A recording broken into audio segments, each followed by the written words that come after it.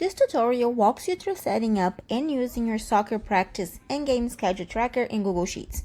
You'll learn how to log every practice and game on the schedule log, view your month at a glance on the calendar dashboard, track your game results and season stats automatically, and reuse the same tracker season after season. To begin, you're going to go to the schedule log. Over here on the date, you're going to double click and you're going to select the date of the game or the practice. You can just select here. Then on the type cell, you're going to select if it is practice or game. Here you're going to enter your start and end times, and this will show up in the calendar so everyone knows exactly when to be there.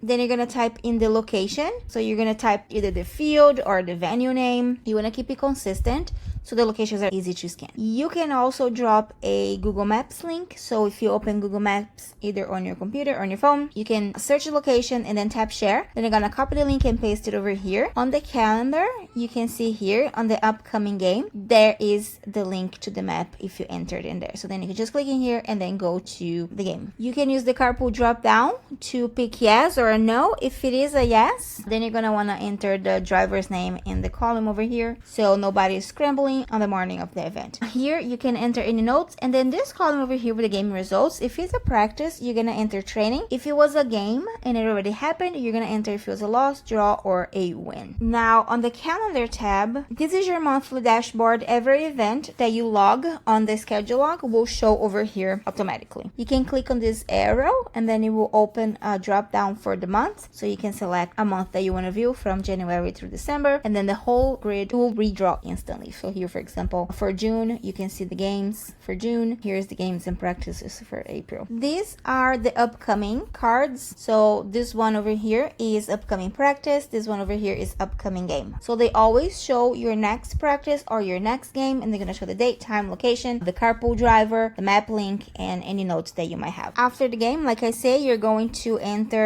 log the game results over here. Then those will update the monthly stats over here. So here you can see these are the stats for April. So you can see here they had 8 practices in April, 3 games, and then for the results in April you had 1 loss, 1 draw, and 1 win. And this is the overall status. So overall, everything that you've logged in here, you had 19 practices, 14 games, 4 wins, 1 loss, and 2 draws. To reuse this same tracker next season, you go to the schedule log after the season ended. You can make a copy of this spreadsheet, and then so you can save the stats for past seasons. But then when the season ends and you create a new one, you're just gonna wanna erase everything that you have in here.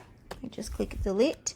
Just make sure you don't erase anything in here because there's formulas in there, and then you can just select it all and just clear the whole thing.